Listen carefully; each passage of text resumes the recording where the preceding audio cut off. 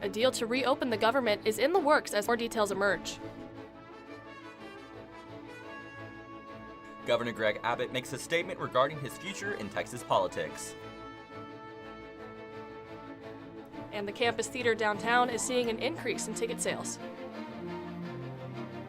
Broadcasting live from the University of North Texas, this is NTTV Nightly News.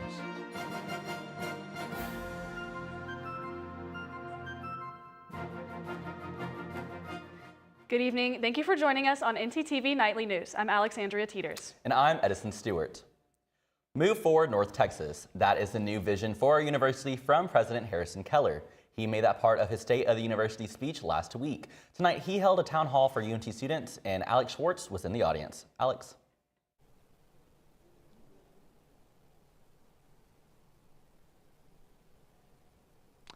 Thanks, Edison. I'm here standing in the Emerald Ballroom just as the SGA Town Hall meeting just finished up. I actually have the pleasure of interviewing President Harrison Keller on what went down. President Harrison Keller, can you tell me a little bit more about the athletic fund fee and what that does for our campus?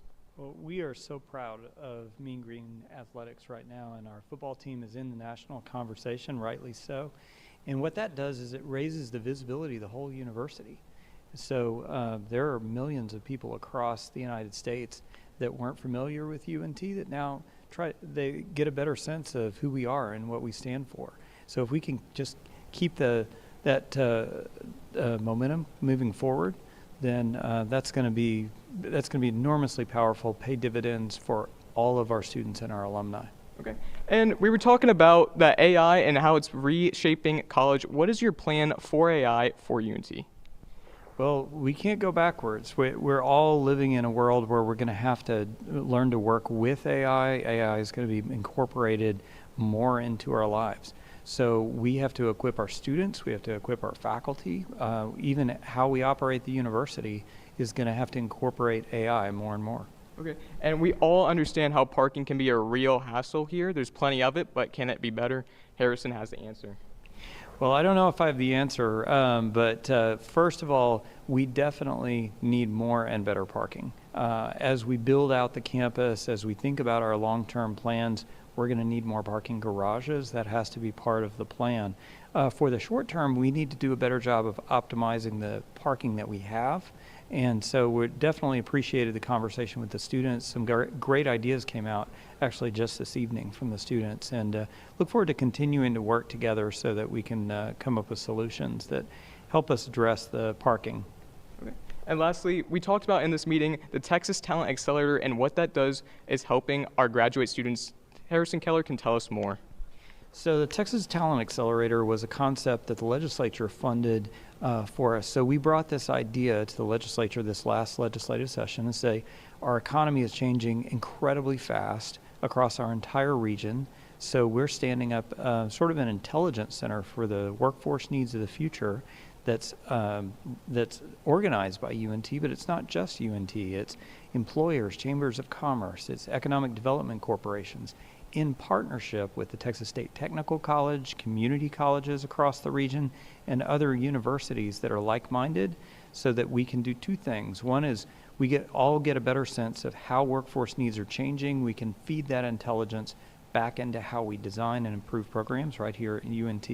And the other, even more radical idea is we can actually collaborate across the institutions much better. So we have cleaner handoffs from community colleges to universities, and we can make sure that we're taking care of the region's talent needs.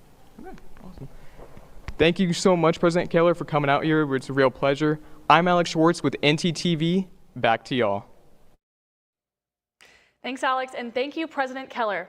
After the longest government shutdown in history, the Senate has made an agreement that might end it. CNN's Ivan Rodriguez reports. A Sunday night breakthrough in the Senate is putting Congress on a path to potentially end the shutdown. Our long national nightmare is finally coming to an end. 8 Democratic centrists broke with party leaders to join Republicans in a 60-40 vote to advance a federal funding measure in exchange for a future vote on extending Enhanced Affordable Care Act subsidies. However, Republicans have not guaranteed to extend the health care subsidies that are at the heart of the fight, frustrating party progressives. That is a totally meaningless gesture. You can get 100 votes here in the Senate, won't mean anything because the House is not going to take it up. But for the senators who chose to break, the compounding impacts of the shutdown, including unpaid federal workers, snarled travel due to air traffic controller shortages, and the loss of critical food assistance through SNAP benefits, pushed them to cut a deal. We need to get the government open because we have millions of Americans who are suffering. If the battle plan isn't working, you change the battle plan, you try another tactic. What Democrats do get out of a deal to end the shutdown includes jobs restored for thousands of federal workers fired during the shutdown, protections against mass federal layoffs through the end of the fiscal year, back pay for furloughed workers, and fund SNAP benefits through the 2026 fiscal year. For the millions of Americans feeling the shutdown pain, the end may finally be near. In Atlanta, I'm Ivan Rodriguez. Good news today, as some Texans have started to receive SNAP benefits after those payments were delayed for over a week due to the government shutdown. Some Texas enrollees have reported receiving 65% of the typical amount they receive. However, the payments do not seem to be evenly distributed, as some enrollees say they've only received a credit of $16. As Congress takes steps to reopen the government, SNAP recipients could see major relief in the coming days. Texas Governor Greg Abbott announced he will be running for re-election next year. Abbott is seeking his fourth term for the state he calls the heartbeat of America. After revealing that the Texas state economy was growing twice as fast as the U.S. economy, Abbott encourages voting for his re-election. The governor's shared views with President Trump revolve around a conservative state with plans to lower property tax and strengthen education and public safety. Stay tuned as we cover the midterms and the other potential candidates for Texas governor. The U.S. Supreme Court has decided to reject a chance to overturn the precedent that recognizes the constitutional right for same-sex marriage. The appeal denied by the justices originated from Kim Davis, the former Kentucky County Clerk, who refused marriage certificates after the 2015 ruling that legalized gay marriage. The LGBTQ community is celebrating the High Court's decision to turn down the appeal. Many fear the justices could potentially change the 2015 decision. The court has yet to explain its reasoning behind throwing out the appeal. You know, Edison, I really thought I was ready for winter, but now that it's here, I miss summer so much. See, I'm actually the opposite. I love winter so much, and I am so excited for it to get even colder outside. So let's head on over to our weather anchor, Nick Stocklosa, to see if he has any good news for us. Nick. Thanks, Edison. This morning was absolutely freezing. It got all the way down to 29 degrees. But throughout the day, temperatures have been climbing. We're now at the warmest it's been all day today, where it is 56. Due to low humidity, it feels like 56, and we have some nice light winds at 4 miles per hour. Now moving on to tonight, things are of course going to cool down. We have a nice 39 degrees. Due to the humidity, that will feel closer to 34, and with the wind of 8 miles per hour, it'll also feel a bit more chilly. Then moving on to tomorrow, we are expected to see things heat up just a little bit.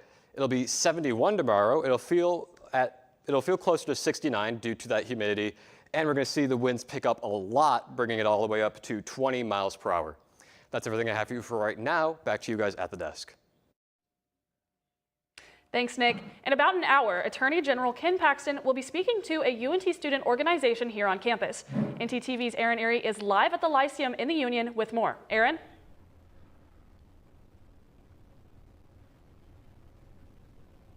Thanks, Alexandria. Attorney General Ken Paxton was invited to speak here on the UNT campus by North Texas Turning Point USA.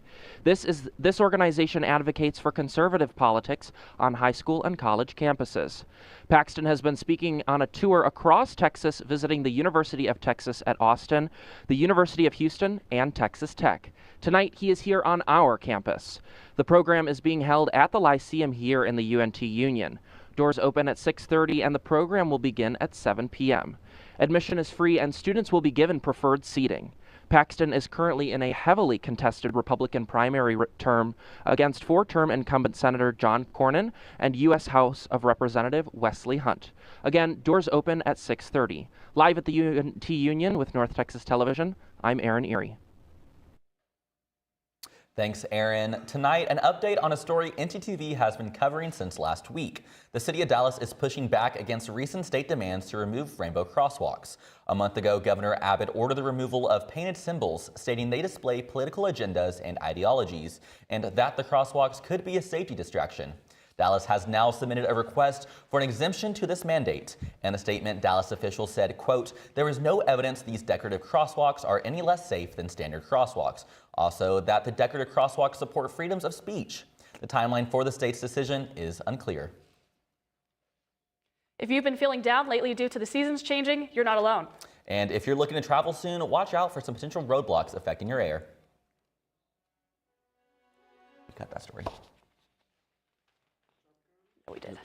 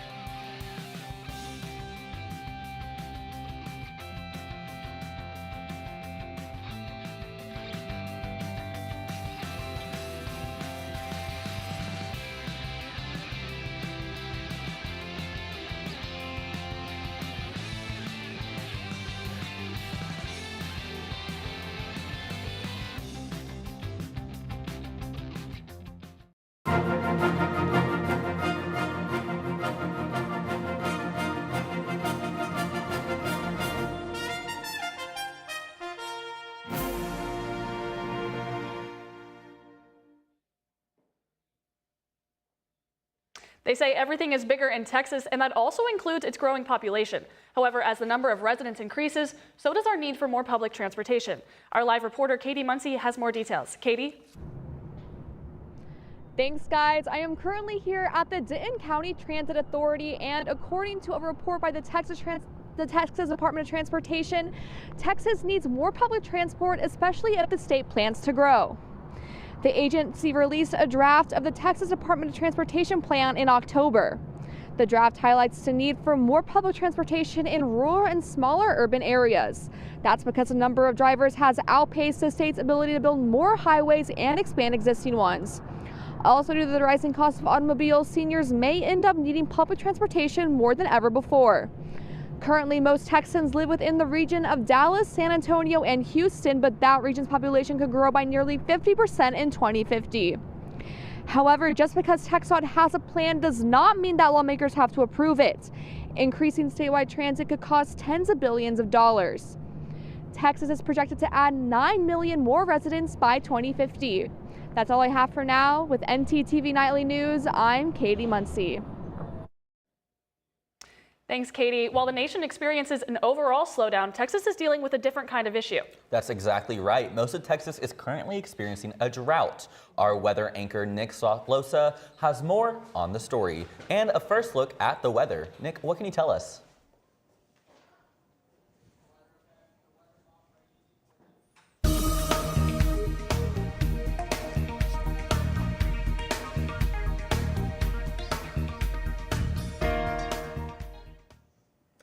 Before I get to the weather, droughts have been affecting 45% of Texas. According to the Texas Water Development Board, rainfall totals have been lower than normal for much of Texas in September and October. The Climate Prediction Center also projects below normal chances of rain in the state for the coming few days. And now on to our full weather.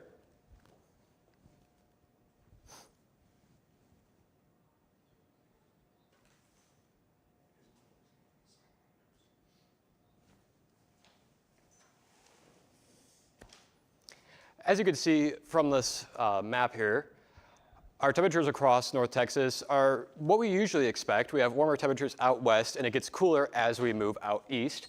We have our hottest temperatures out in Graham, where it is 58, and our coolest out in Paris, where it is 52. Now moving out to the state map, we do see that the rest of the state is getting warmer weather than us.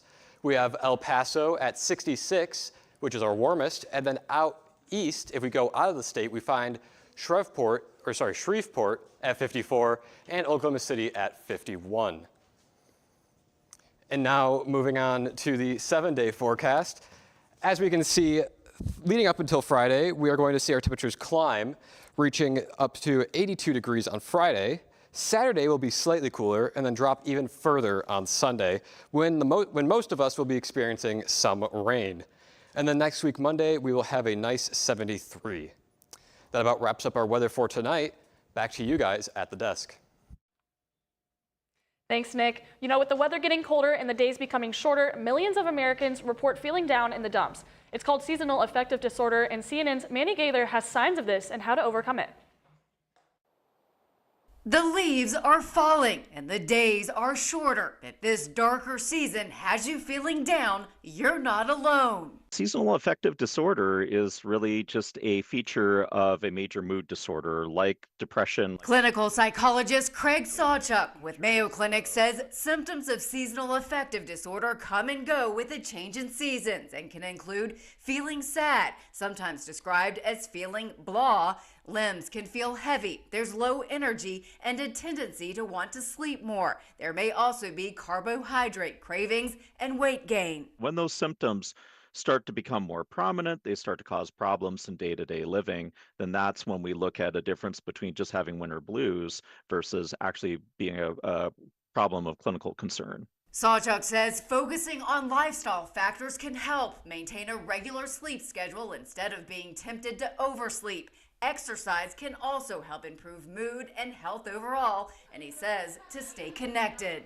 Making sure that we're avoiding the avoidance and avoiding the withdrawal, making plans, being accountable with others and healthy supports can be really helpful. Light therapy can also help. Sawchuk says using a light box for about 20 to 30 minutes when you wake up can provide symptom relief. Cognitive behavioral therapy can also help, and there's always medicine. The medications that we typically use in the treatment of non-seasonal depression, they can actually be very helpful here as well too. For Health Minute, I'm Mandy Gaither. There's also another issue with the increase in darkness, a concern for safety. Since it's getting darker, UNT and the Student Government Association are working together to keep our campus safe. Tomorrow night, join a large group as they walk around campus in order to identify safety issues such as dark areas, tripping hazards, and broken infrastructures. The more people who attend the event, the faster it will be. So make sure to wear closed-toed shoes and weather-appropriate clothing. This event is free and aims to make UNT a safer place for everyone. Anyone who wishes to participate can meet outside Sage Hall at 6 p.m. If you're graduating this semester, learn more on how you can cut costs for your big day. And a board game has brought a group of UNT students together to establish a close-knit community. Hey. What's up? Nothing much. I'm really bored. I feel like there's nothing to do. Are you kidding? The MRTS picture show is happening. The MRTS what? Come with me. Okay. It's a series of free film screenings right here on campus. And there's free popcorn. Nice. Thank you.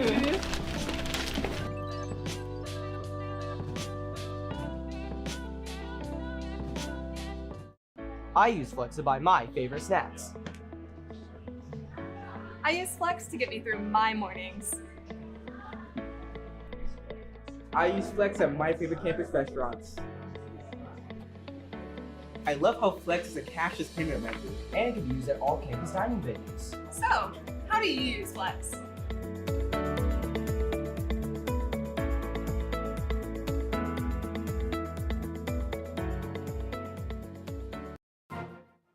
UNT's graduation season is just around the corner, but for many students, the excitement can be overshadowed by expenses. Our segment anchor Micah Talley has more on how graduates can save money. Micah?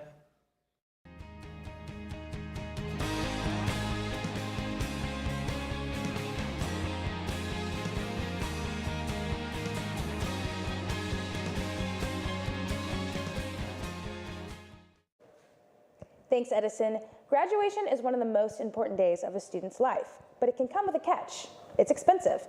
I visited the Diamond Eagle Resource Center at Crumley Hall, which offers a program called Gowns for Grads, which provides undergrad and master students with free cap and gowns. Let's take a look.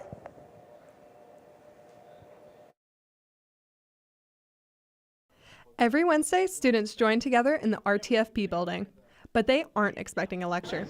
These players came for an all-inclusive trip to gather resources, trade, and expand expand their empire. There's no barriers to entry. There's no dues or anything that you can just walk in and sit down and have fun to game. Founded in spring 2024, this club has Graduation season is a time for celebration, but for many seniors, the excitement comes with a hefty price tag. I spoke with upcoming senior to learn more. Definitely felt a lot of pressure to go out and like purchase things like class rings or do like graduation cards and like celebrations and things like that. But my family is a single like parent household, so oftentimes like we don't have the money for stuff. It just so happens that we were blessed this year to even pay for my graduation photos, but I do feel more pressure to do like big celebrations here, like a grad party and things like that, but unfortunately it's just like not in the cards and in the cost for me. But support is available on campus. Isabel Bishop provides gowns for grads, providing caps and gowns for undergrad and master students. We have like hundreds more gowns to give out, so we are accepting like any undergraduate student that is looking for a gown. It doesn't have to be financially based if they just want to save some money in general, or if they're interested in not purchasing a gown for environmental reasons. We have plenty of gowns, so we're highly encouraging people to either reach out via email, or we're going to have walk-in gown giveaways for undergrads only.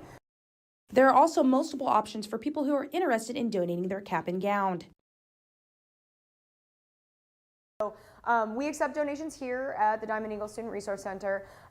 People can also drop them off at the Dean of Students office and at the Gateway Center. But we also, if people are like either moving out of town right away after graduation or not here, or like they graduated last year and they're like, I don't want this hanging in my closet anymore, you can mail them back to us. For more information, you can visit studentaffairs.unt.edu. With NTTV, I'm Micah Talley. If your graduation is coming up or you know someone who could use a free gown, make sure to check them out. That's all I have for you guys. Back to y'all at the desk. Thanks, Micah. Theater in Denton is making a huge impact this year. Campus Theater in downtown Denton is one of many places contributing to that. The culture of Denton is centered around the arts. People come from around the nation to experience the uniqueness of the city. The Campus Theater in Denton has more recently become one of the most popular places to catch a show. Their current show, Dial M for Murder, is selling more tickets than they anticipated, and rent has increased over the past couple of years, making it more important than ever to have what manager Kyla Welch called a blockbuster season. Yes, it's been very, very popular. In fact, our managing director was saying they've already blown their budget out of the water as far as income, so did way better. It's one of those kind of deals where we think it'll do okay, and it's doing really, really well. You know, it's just super popular. So all of the actors and technical directors at campus are volunteers, which means an enthusiastic audience is crucial. The theater has been creative with their business tactics, partnering with local vendors to promote themselves. Residents of Denton rally around the arts, showing immense support for artists in the area. Because Denton's already been a very pro-art city, I feel like. And so I can't imagine saying, yeah, there's more interaction, because there's a lot of interaction with it, I think, in this area. The production team at Campus Theater says they have generated far more income than needed this season, and they have noticed more and more people buying season passes and being very excited for the upcoming shows. Dial M for Murder is not the only show this season, so if you're looking to support your local thespians, Campus Theater has you covered. The next show at the theater will be The Sound of Music, so if you like musicals, make sure to support your local actors at campus. Well, that's great to hear because I know people are always looking for things to do around here, especially students. A great place to hang out could be a club where everyone is playing a fun board game. NTTV's Alexander Sevier is here to talk about UNT's Cantog Club.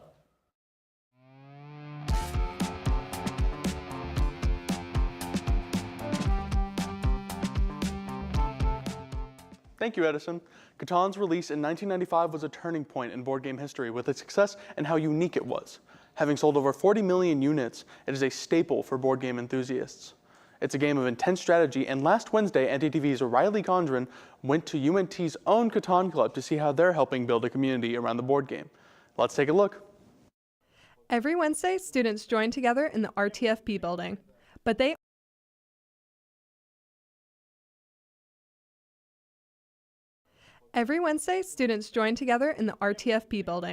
but they aren't expecting a lecture. These players came for an all-inclusive trip to gather resources, trade, and expand their empire. There's no barriers to entry. There's no dues or anything that you can just walk in and sit down and have fun a game. Founded in spring 2024, this club has grown to over 70 members. And over the semesters, we really have formed a core group of members who come every single meeting. And that is really the community that we've built around Catan. Regardless of the intense competition, players still find a way to connect. Because Catan is just that type of game where you'll come in nervous, and then by the end, you're going to be best friends with everyone at the table. It's really friendly and really supportive, especially if like someone comes in a little bit more anxious or feels like they don't really know what's going on. Everyone's like extra friendly towards them, and I think that environment really helps balance out the competitiveness of it. Like one of the last turns, y'all. I'm really biting my hand.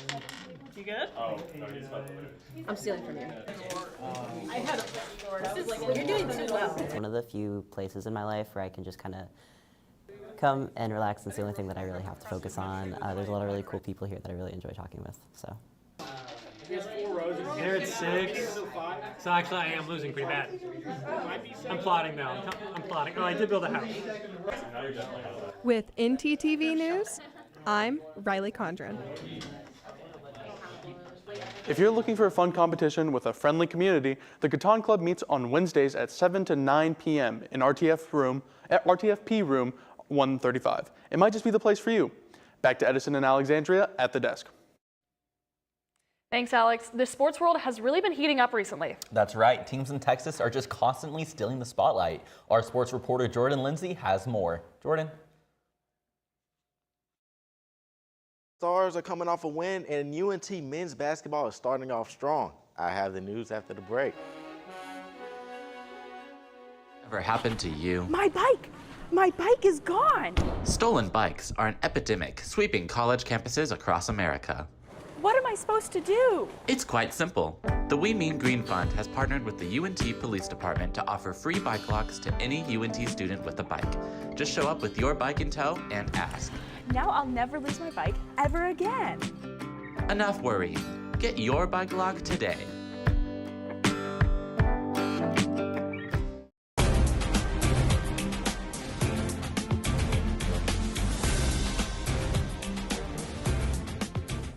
The Dallas Stars faced the Seattle Kraken last night in the American Airlines Center. Dallas scored both of their goals in the first period, coming from centers Wyatt Johnston and Tyler Seguin. After that, both teams failed to score in the next two periods, giving Dallas the win 2-1. The Stars will now head on the road to face the Ottawa Senators on tomorrow night. The UNT men's basketball team played Loyola Chicago on Sunday. The game was not easy as both teams stayed within single digits. The game was tied at 62 when forward and Chicago native Dylan Arnett hit the game-winning shot at the buzzer to put the Mean Green past Loyola 64-62. The Mean Green now advanced to 3-0 of the season. The Mean Green will face another test when they play against Oregon State on Wednesday night at the Super Pit. The Dallas Mavericks will face the Milwaukee Bucks tonight. Dallas is currently sitting near the bottom of the Western Conference with a record of 3-7, mainly due to front office issues and injuries within the team. Dallas will tip off tonight at 7:30 in the American Airlines Center. That's all I have for sports. Back to you at the desk. Thanks, Jordan. I know, it looks like it's just a great day to be a sports fan in DFW. You know, you're right. I might actually have to start watching sports. Well, thank you for watching NTTV Nightly News. Join us again tomorrow at noon and tomorrow evening at 6 here on North Texas Television.